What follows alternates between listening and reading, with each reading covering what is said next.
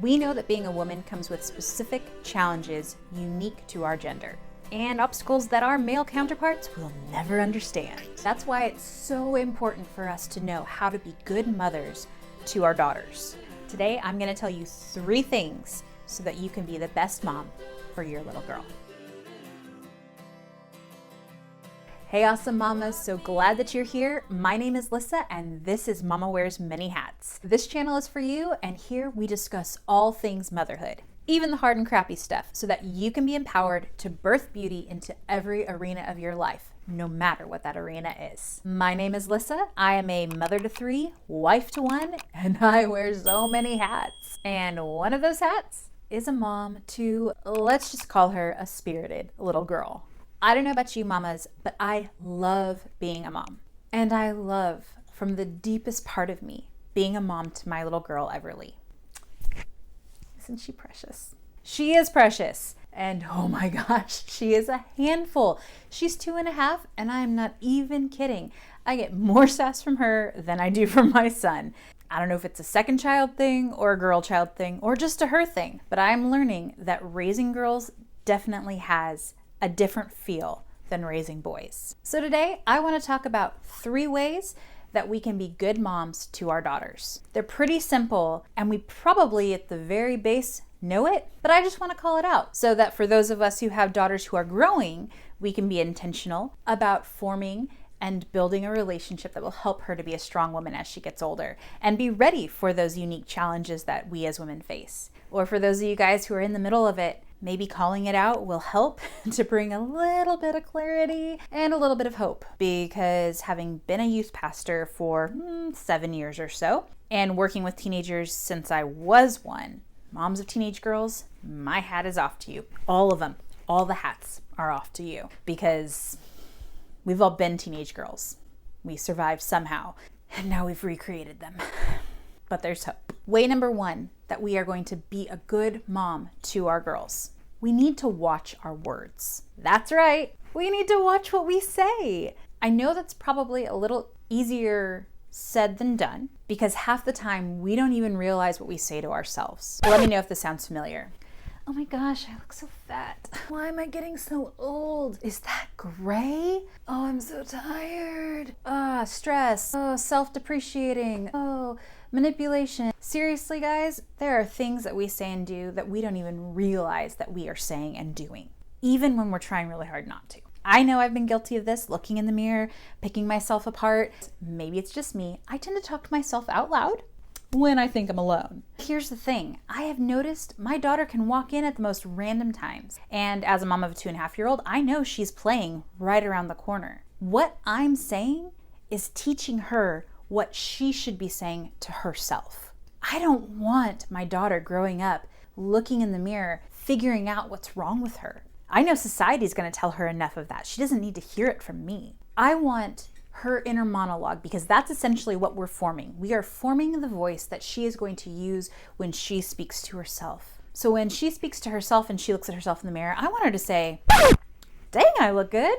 Oh my goodness, I am rocking this hair. Psh, this shirt, it was made to fit me. And I know I'm using very superficial examples right here. Bear with me though. I want her to be confident and comfortable in her own skin. And a lot of times how we feel about our own skin is how it manifests pertaining to our physical appearance. So if my daughter hears me being positive about my physical appearance, even if there are things that I'm unhappy with, and if she sees me taking care of those things in a positive way, not working out so I can lose a couple pounds, but working out so I can be healthy, I'm communicating the type of inner monologue that she should have, and not the one that I'm fighting to break off myself. So moms, just remember that old saying, be careful little ears what you hear, be careful little mouth what you say, because there are little ears that are hearing exactly what you say. I also want to encourage us to show our daughters how to respect ourselves in the way that we speak. None of this, it's so dumb. You're so dumb. Why did you do that? Again, back to that inner monologue.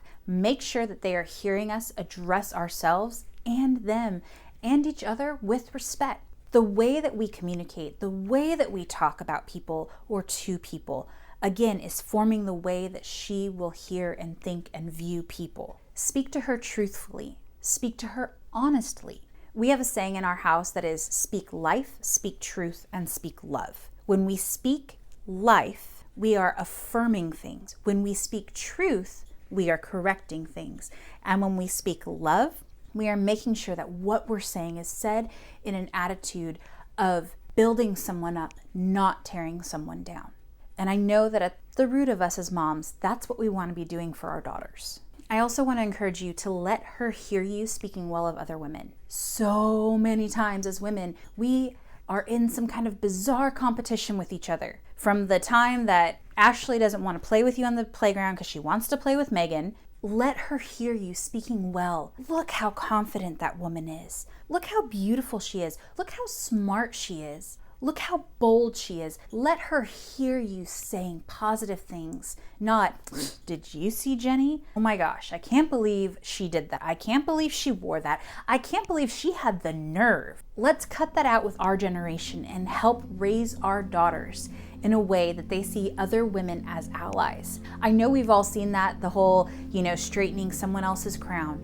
Let's raise girls who know how to do that. Let's raise girls who see us straightening other women's crowns, straightening our own and straightening theirs, empowering and supporting one another. Now, this next one might be a little hard, still under that how you speak to your daughter. Let her hear you speaking well of her dad. I know as moms, it can be really easy to be frustrated at our husbands and say something and not even pay attention to who's there. But how our daughter hears us talk about our husband or her dad is going to tell her how husbands and dads are. If all she hears is, he can't do this right, he didn't do this, he didn't do that, blah, blah, blah, blah, frustration, frustration, frustration, that's going to set her expectation, and that's going to set a low bar. So when your husband does something right, make sure you say that in front of your daughter. Wow, did you see how daddy loaded the dishwasher? Wow, daddy just got home from work. He worked so hard to help us. I'll be honest, you may have a different kind of partner. You may not have a husband. You may have another kind of partner. It's the same thing. Show them that the romantic relationship in their life is one that is based on positive things, not one of stress and frustration. Second way that we are going to be a good mom for our daughters is encouraging her by empowering her. Teach your daughters to try and to give it their all. Show her that you also trust her to make good decisions. Help her to value trust above her privileges. Personal story, so you can jump through it if you want to. When I was younger, I didn't have a curfew growing up. My parents said that they would trust me until I gave them a reason not to. So when I was going to go do something with my friends, I would say, hey, I'm going to go do this with so-and-so. What time do I need to be home? And my parents would say, 10 o'clock, 11 o'clock, whenever you get home, just keep us updated, depending on what was happening. Now, there's one time I said I was going to a movie with friends, and I did. And I said the movie would be out at a certain time. My dad was picking me up. Well, the movie went long. I didn't step out and call him because, yes, this was before cell phones and you couldn't just text dad and say, hey, sorry, the movie's running a little long. I didn't even think about it. So when I got out and I was 30 minutes late and my dad was freaking out, not able to find me because it was, 10:30 at the local movie theater, which was a big shopping center, and his 15-year-old daughter is not where she said she'd be 30 minutes before. Well, let's just say I learned a lesson about trust. And once that trust was broken, what happened? The next time I wanted to go out and do something, I had a time. And my dad said, I don't care if that movie's not over, you walk out and you make sure you are here when you say you'll be here. And guess what? That has shown me how to be a woman of my word. And it has shown me that I value trust. I value my employer's trust. I value my husband's trust. So trust your daughter. Empower them to be trustworthy by helping them to make appropriate decisions, by letting them make decisions and not just dictating what they should or shouldn't do. As much as you're able to, include them in the decision making. Everything from emotional things to financial things. Like heck, when your daughter is old enough, give her the budget for her school clothes and let her know this is the amount of money you have for this season. You can buy what you want to buy, but that's it. Any other clothes you want from this time to this time, you are going to have to get the money. Buy well.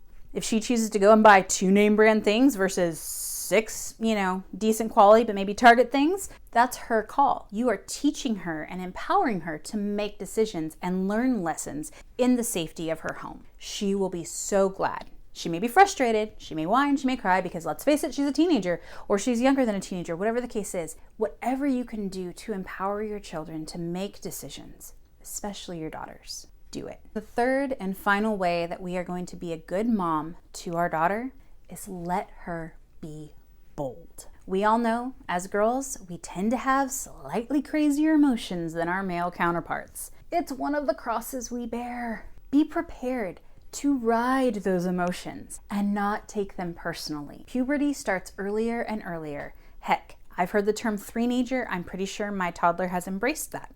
I have a theory that the child's life cycle kind of just reiterates itself.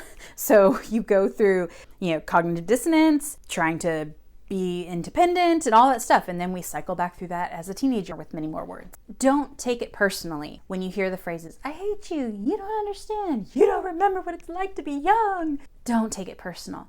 Be the sounding board. Let her bring her drama to you so she doesn't have to try and figure it out there in the world. Let her know that you will always be her safe space. Even if she's mad, even if she's yelling, even if she's throwing a tantrum. With my daughter Everly, again, my much more emotional one, she's been getting to this place where she just gets so frustrated and so stressed. And instead of trying to convince her not to feel that or to stop doing what she's doing, I'll sit down where I'm at and I'll open my arms and let her come sit in my lap and cry. And I'll just be with her. And that calms her down so much faster than trying to tell her why she shouldn't feel the way she feels. Caden didn't hit you. You just got close to him. How we feel is how we feel. And as women, we feel deeply. So be that safe space for her. That empowers her. That allows her to be bold and to say and process how she feels and what she's doing. Be her sounding board. Let her get all the drama out with you. Creating that safe space from the time that she's young is going to help her know that she has a safe place as she's older, as she's a teenager, as she's on her own, as she's a wife and a mom. The safe space you create now will grow into the safe space she has as an adult. Keep that in mind. Don't assume that she will do and choose the same things you would have at her age. Don't try to fix your past mistakes or regrets through her. Show her that you trust her to make the decisions that she's going to make and help her understand how to boldly make decisions that are good for her. So my question is for you mamas, what are you doing to be a good mom to your daughter? What advice would you give other moms of daughters? Let us know in the comments below so that we can support one another to becoming the best girl moms we can. If you were the only one who watched this video, it was so worth it. If you haven't already, make sure you subscribe, hit that like button if it resonated with you, and turn on the notifications so that you know every time I put out some new content. That's it. Thank you guys for joining me today. I'm so glad you were here because it's all about empowering you moms to birth beauty into every arena of your life. So go do it. Birth beauty. You got this, mama.